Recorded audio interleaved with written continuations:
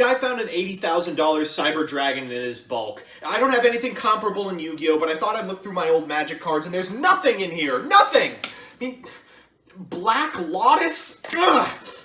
We've got 1996 World Champion. It's 2021! What is this? What the hell even is a tabernacle? Good evening, Jank enthusiasts. I'm MBT, and this is 10-Minute Testing. For those of you unfamiliar, this past week one of the rarest single cards ever made was found, an MF03 Parallel Rare Cyber Dragon. This card was so rare for a long time it was thought not to exist, but it resurfaced in a collection just a few days ago. Now, a card of this quality deserves to be played in a deck of similar repute.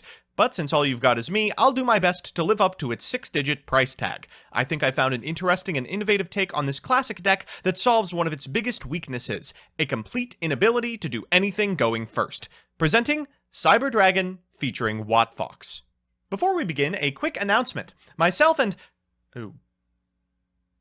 Farfa? Farfalle? I don't speak Italian. Glasgow Yu-Gi-Oh! Will be playing an LCS 10, which if you're not familiar is a 3v3 tournament. If you think you've got what it takes to be our third, fill out the application below, which we'll read on stream for some goofs and gaffs. Okay, back to the video. So here's the list, and yeah, no, we really are playing Wattfox, I wasn't lying.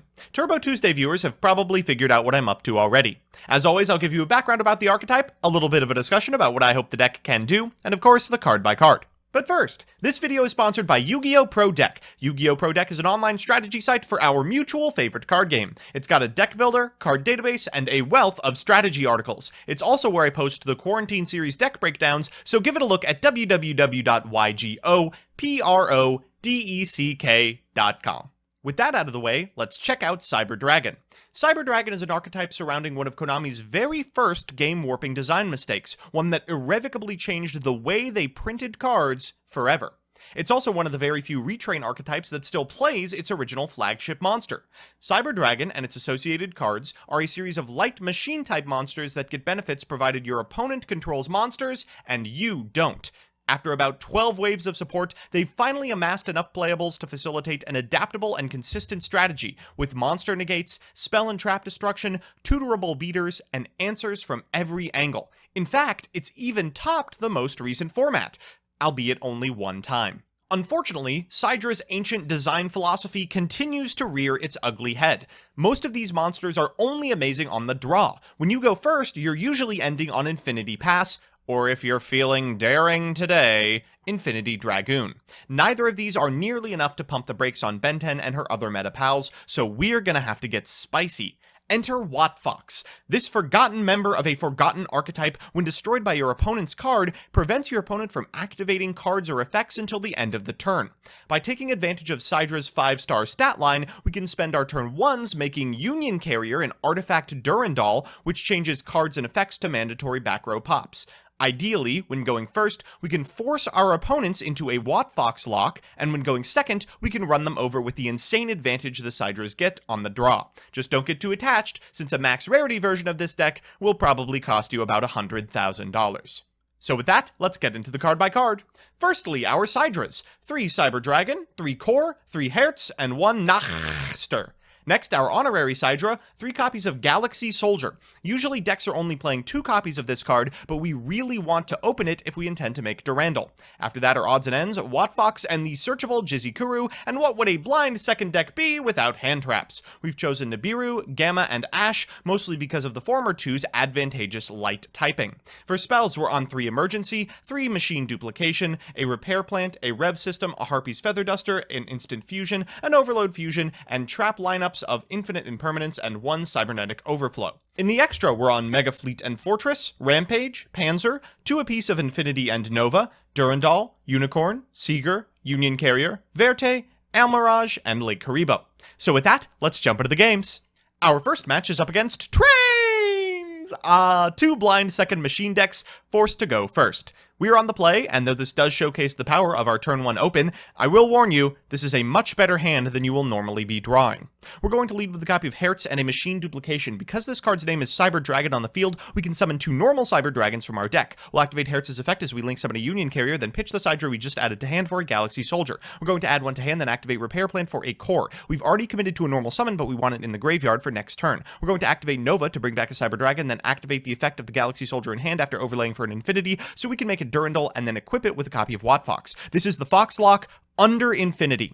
Our opponent's going to start with the copy of Heavy Ford. Now, we can't redirect continuous spells, but we can redirect this copy of Redeployment. They'll pop the Fox, and realizing they have lost, will concede. Our second match is up against Fluffle, and God, talk about a blind second deck. What is up with Ladder today? This game showcases that while your opening move may be extremely strong, it can't consistently match up against the quality of answer available to blind second archetypes. We're going first. We're going to lead with a copy of Cyber Emergency and then normal summon a copy of Cyber Dragon Core, using its effect to add to hand a copy of Repair Plant. We'll activate Instant Fusion and then summon a Panzer Dragon from extra before link summoning a Union Carrier and firing Repair Plant so we can get a Galaxy Soldier. We'll activate Soldier's effect, then Rev System back the Cyber Dragon. It's crusty, but it gets the job done. We'll overlay for Durandal, then activate Carrier's effect, equipping it with the Wattfox and passing it back to our opponent. Our opponent will lead with a Forbidden Droplet, negating our entire field and triggering the effect of Toy Vendor and the effect of Edge and Chain. As I see the patchwork, I know I'm going to have to save Ash Blossom for that exactly.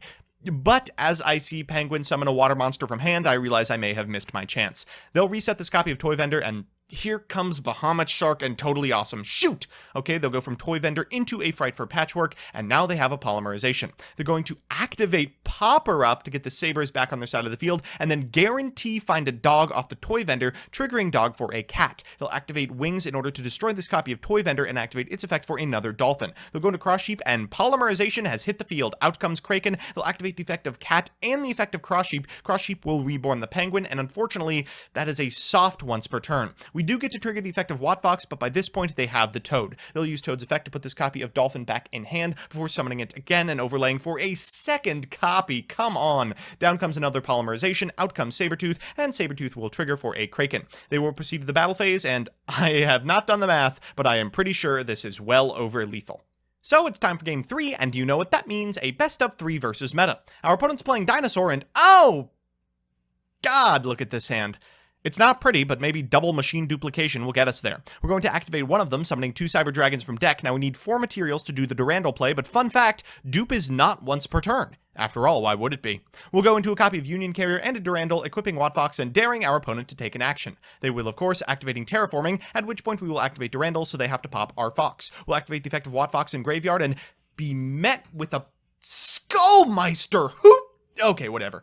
They'll go Lightning Storm, normal summon a copy of Giant Rex, and reveal that actually the rest of the hand is not very good. They're going to attack directly with this copy of Tyranno and pass turn. For turn we draw, dead, of course. We'll set this copy of Overflow and pass it back to our opponent. Now they draw Fossil Dig, they activate it, and we don't Ash, because I thought I had 3 targets in Graveyard for the Overflow. Instead, we're going to Ash this copy of Overraptor, and unfortunately get massively punished by keeping the Giant Rex on their side of the field. Whatever. For turn we draw, oh, thank the Lord. We'll fire off an Overload Fusion with exactly enough material in Graveyard for a Rampage Dragon. We'll fire off Rampage Dragon and then activate Hertz to get the core back in hand before activating Core for a Repair Plant. We'll proceed to the battle phase and get in for 100, then 21, then 21, then 4, and then in main phase 2, we'll activate Cyber Repair Plant so we can add a machine monster to our hand. We'll pick Galaxy Soldier, and thank God Nibiru is light. We'll activate Soldier's effect, and then we can make not only a Nova, but also an Almirage and an Infinity. We don't have a Cyber Dragon in Graveyard to reborn, but that's fine. They draw a Misk off the top. That's the one thing they needed to not find. This means we're going to have to burn our Infinity, negating the summon effect, but Giant Rex will still trigger, meaning they can walk over our copy of Infinity because it'll have 2800 attack. Godly top decks, come on. We need anything, and yeah, I think that does it. We'll activate Cyber Emergency to get a copy of Core. Next, we'll activate the Core in Graveyard to summon out a Hertz from deck. We'll activate the effect of Hertz. Afterwards, we'll activate the effect of Galaxy Soldier. Now that Hertz is a 5, we can safely overlay, but we're not there yet. We need to make Nova. We activate Nova's effect. We bring back the Hertz, and we haven't yet normaled, so we can normal the Galaxy Soldier, activate Infinity's effect, taking the Giant Rex, and get in before they have another chance to draw something crazy. So it's time for game 2, and what the hell is this hand? 2 hand traps, a Kaiju, Lightning Storm, and Lost World. Well, we should be fine if they fail to find an Overraptor, I suppose. We're going first. We're going to lead with a copy of Cyber Dragon Core. We'll activate its effect, and it is ashed. Okay, Wattfox is now off the table, but we can still do something. We'll activate Soldier's effect, pitching a Hertz, and then activate the effect of Hertz and Soldier in sequence, adding a Soldier to hand, and a Cyber Dragon as well. We'll go into a second Soldier so we can overlay for a Nova, and now that we have a Cyber Dragon in Graveyard, we can bring that back, only to be stopped by a Bell. Oh, fine. We'll go into Almirage Infinity, set Overflow, and pass like it's 2016. Our opponent's going to tribute our monster, and they drew an Overraptor for turn. You've got to be kidding me. Okay, they'll destroy our spell traps. We do get to trigger the secondary effect of Overflow, but Lost World Overraptor is so hard to beat. We have a Nibiru in hand, which would be great, but for the Miscellaneousaurus, and I hate how this interaction works. They're going to destroy our token, then protect it with their effect of Lost World, going from a Baby Ceratosaurus into a Baby Ceratosaurus into an Animadored Archosaur off the effect of Miscellaneousaurus, so they can get both the effect of the Baby Ceratosaurus and the pill to hand. They'll get a Giant Rex and go to Pensatag, and I realize I have to Nibiru or I'm going to die to Piercing. Now, I don't think we're actually dead this turn as a result of the big rock, but we are close. Dolka is functionally lights out unless we draw something crazy off the top. We'll take a fair amount of damage. They'll pass back to us, and it's gotta be crazy. Yeah, that's not enough. We'll activate the effect of Core. They'll activate Dolka. We'll activate Cyber Emergency for another copy of Core, but the low attack value of our Rampage Dragon is going to prevent us from getting over Ultimate Conductor Tyranno. We'll concede as they negate.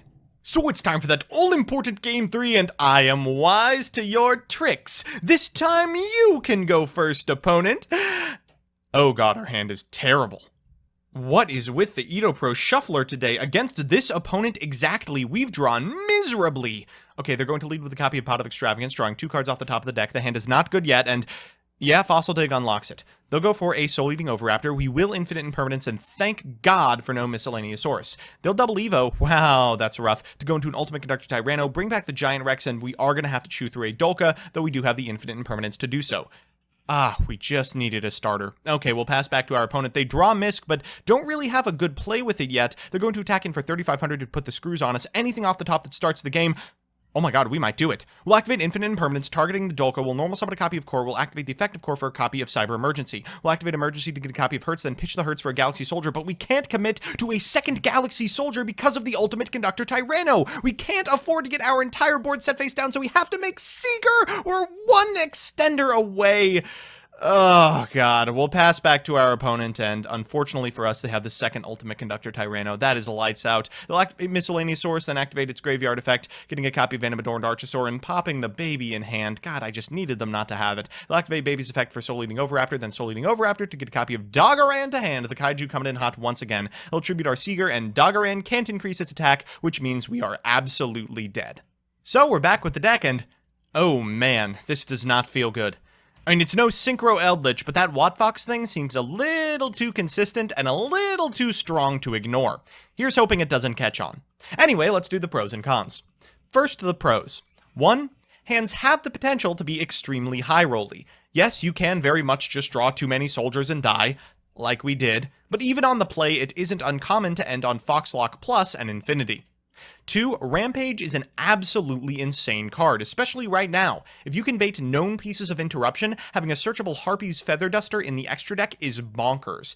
And 3. It's immensely punishing to people who play a little bit too loose. Small mistakes like making VFD in the EMZ can absolutely wreck the lines of people who've kind of forgotten what exactly it is that Sidra actually does. And the cons. 1. It's only adaptable in terms of answers. I constantly pat the deck on the back for being able to completely shift its game plan based on matchups, but it can't do anything other than Infinity or Fox proactively. 2. Decks are already packing outs. As you saw in the Fluffle game, there are a lot of cards that are already doing a good job at beating VFD and its associates, and they do just as well against Durandal. And 3. Honestly, I don't have $100,000 for a Sidra.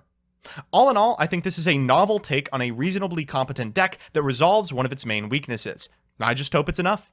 So that's that. As always, thanks to my patrons, Dominic Ernst, Hakuo, AJBYGO, Alex Perea, Candyman, Chibi Gohan, Coolmaster X, Crispy, Dimsum05, Frosty, King Magic Ruler, Night Mary, Mike Carlotti, Oli Bjarki Astfioro, Rocky Hernandez, Rose Lapine, Seeker, Space Dandy 1993, Tyler Slacks, Adam Trevino, Adrian Bra, Amid Elefandi, Algis Marcin Kavicius, Amaranta V, Andrew Benson, Andrew Ferruia, Andrew Horseman Linderman, Angry Bread, Apex Systems, Billy Williams, Blake Root, Bleh, Brendan Brown, Candide, Chad Bortz, Chess Prime, Torps Away, CJ Alex, Crystal Red Fox, Stan the Man Hoban, Darcy Taves, Dylan Conley, Doug Parslow, Dive Missile, Distrin, Ember Stove, Ernesto Ibarra, Fighting Fangwong, FUTR, Gavin Charlikowski, Hank Cheesecake, Inner Crescent, Isaac Jackson, Jay Linya, Jared Lorman, Jason Leonard, Jeff Leonard, Jose Luis Cortez, Juliet Chulien, Callie, Corey Hess, Kurakaze, Lake Bayer, Lawrence Lottie, Lucas Geardas, Lucky Number 5, Lucas Arizo Hansen, Mac the Moderate, Major Duncan, Max, Meadow Edits, Mezzo Emrys, Michael Oskvark, Miyuna Arashi, Nick Extreme 99, Niru Soup, Nix Dolores, Papa Dragonite, Precise Bike 13, Picnic Blasted, Pro FP2, Pro Yugi Dad, Samsoon, Safik Ashley, Sean Deal, Second Standards Objectives, Swinkles, This Machine 237, TJ Steakhouse, Yuri's Best, Zach McKee, and Yukie. If you like what you see, please consider subscribing. And if you want to be part of the process, consider following me on Twitch as well. See you next time.